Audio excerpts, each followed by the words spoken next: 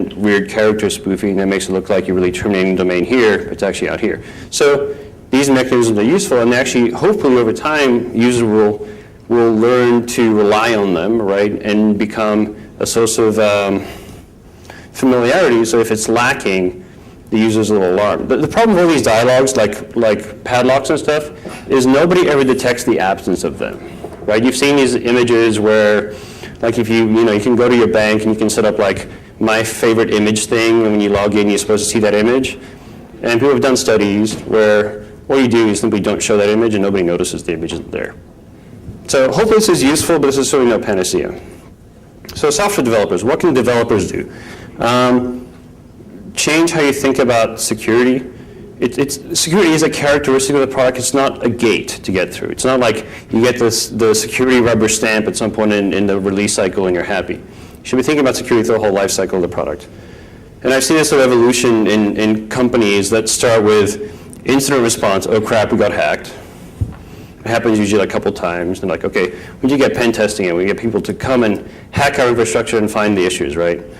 Well, I mean, that's okay, but then the problem you find is that they're almost always like, especially for software, they're finding your stuff way too late in the life cycle. You bring them in usually, before you're going to ship. If they find a serious problem like an architectural issue in your application, not a good time to be rebuilding it. Not a good time to be architecting major features a month before you're trying to like ship the thing.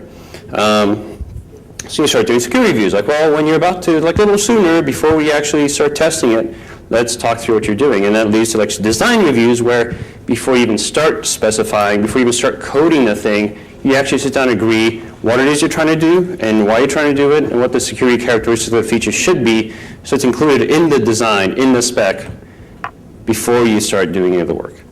And eventually what happens is you do it in your requirements, right? And when you think about a feature and the user goes, I really want X, you go, well, do you really want X or do you want this safer version of X, right? You should be thinking through security through a whole life cycle of your product, not as this thing you're supposed to just sort of survive towards the end of the release cycle.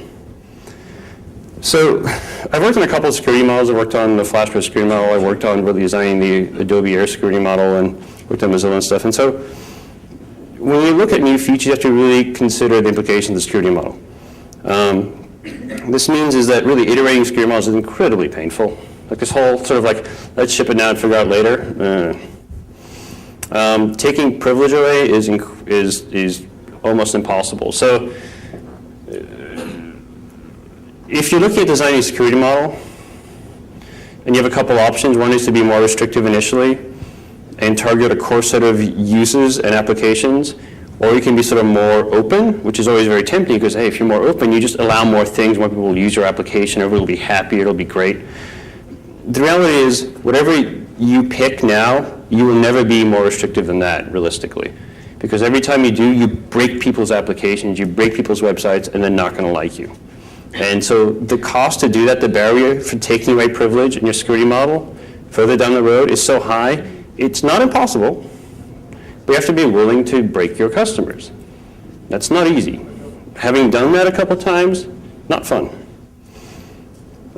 So, just start with the minimum privilege, and this is why requirements gathering becomes really important. If you don't really understand what people are trying to do with your product, what goals you're trying to achieve, what problems you're trying to solve, you cannot even have this conversation. Not in a functional way, because what's going to happen is like, well, people want to do this and this and this and this and this. Well, we need all this privilege to do it. They just need everything. So that's what they get. So you do have to thread this sort of needle of not too much and not too little privilege, right? So Occam's razor is often sort of misquoted as being the simplest solution is best. It's actually not true. Out of all equally effective solutions, the simplest is best, which is a very, very different thing, right? Simplest simply implies that you're trying to go for the simplest solution, which might be simple, has no bearing on the effectiveness of the solution, right? So security is also not something you can solve. You just don't like, I've had this conversation, people want to solve security. It's like, no, you can't. What you can do is try to factor in security into the cost of ownership. So when you're looking at designing a feature or a product, you have to budget it in. Right? And I had these battles countless times where people are like, well, I don't want a budget to have a security release a quarter. Well, you need to. Right? I don't want a budget to support an update mechanism that can update all of our users within less than a week.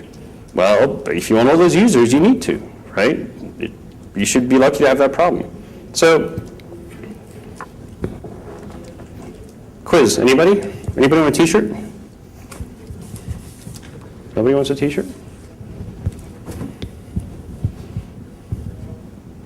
It's really pretty. Everybody will look like just like this tomorrow morning, I promise. No! But close. Nope. Java. Who called Java?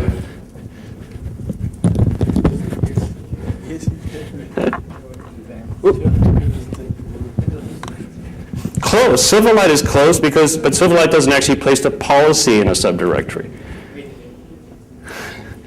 Silverlight lets you specify a directory in the policy file. Yeah, but my point is, after a presentation like this, I'm not saying it's a great presentation, but nobody can keep this stuff straight. Well, that's how complex this model is, right? Like I have to go, when I'm doing this, I have to go back, like, okay, which one was the one that crossed the, but it sends cookies, but no, you can't. Policy file in the subdirectory, yeah, okay. Like, it's just ridiculous. So a big goal for the web browsers is they need to really bite the bullet and put in the extra effort to try to synchronize these models so the developer is not ripping their hair out. Like, you cannot blame the developers in this environment for having cross-site scripting and CRF bugs everywhere, but basically right now the model's like, here's a grenade, the pin's over there somewhere, good luck.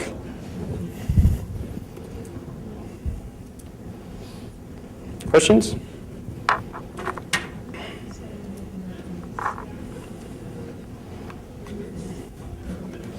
You want to be the green guy, by the way, in security.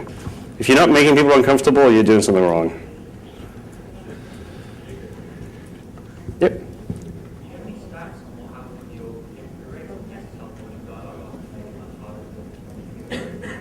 So the question is, do we have statistics on click-through rates on the SL dialog?